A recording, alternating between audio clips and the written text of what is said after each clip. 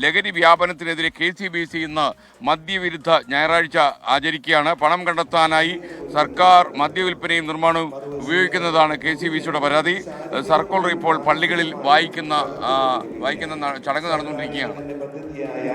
അമൃതം ആരോഗ്യം എന്നതിലൂടെ 10 ലക്ഷത്തിലധികം പേരാണ് പുകയില ഉപയോഗം വഴിയുണ്ടായിട്ടുള്ള രോഗങ്ങൾക്ക് ചികിത്സയ്ക്കായി രജിസ്റ്റർ ചെയ്തിരിക്കുന്നത്.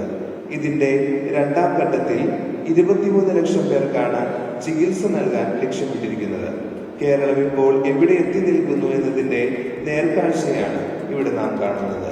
നമ്മുടെ നാടിന്റെ എല്ലാ മുക്കിലും മൂലയിലും ലഹരി മാഫിയകൾ സ്ഥാനമുറപ്പിച്ചു കഴിഞ്ഞു.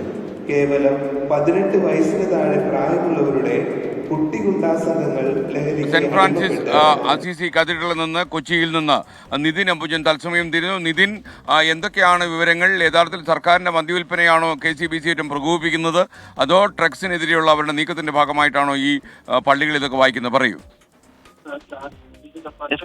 ലഹരിക്കെതിരായ ബോധവൽക്കരണ പ്രവർത്തനങ്ങൾ ശക്തമാക്കുന്നതിന്റെ ഭാഗമായാണ് കേരള കത്തോലിക്ക സഭ ഇന്ന് മദ്യവിരുദ്ധ ഞായർ ആചരിക്കുന്നത്. ഇതിന്റെ ഭാഗമായാണ് ഇപ്പോൾ കത്തോലിക്ക പള്ളികളിൽ ലഹരി വിരുദ്ധ സർക്കുലർ വായിക്കുന്നത്. ഇപ്പോൾ എറണാകുളത്തെ വിവിധ പള്ളികളിൽ ഇതിനും തന്നെ ഈ കുർബാനയ്ക്ക് ശേഷം ഈ സർക്കുലർ വായിച്ചിട്ടുണ്ട്. ഇപ്പോൾ അസീസി കത്തീഡ്രലിൽ ഈ സർക്കുലർ വായിക്കുകയാണ്.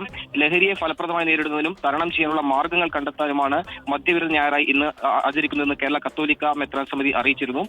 വിശ്വാസികൾക്ക് ലഹരി വിരുദ്ധ സന്ദേശം നൽകുന്നതിന്റെ ഭാഗമായി ഇന്നത്തെ കുർബാനയ്ക്കിടയിലാണ് ഈ പ്രത്യേക സർക്കുലർ വായിക്കുന്നത്. തുടർഭരണം നേടിവരുന്ന സർക്കാരുകൾ പണം കണ്ടെത്തുന്ന കുറുക്കു വഴിയാണ് മദ്യനിർമ്മാണവും വിൽപ്പനയും എന്നാണ് ഈ സർക്കുലറിലെ പ്രധാന വിമർശനം.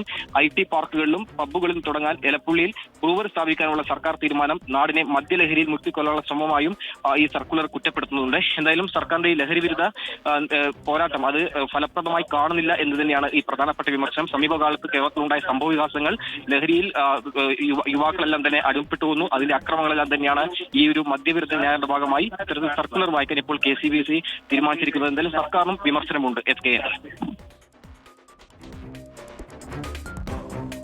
നിതിൻ അംബുജനാണ് വിവരങ്ങൾ നൽകിയത്.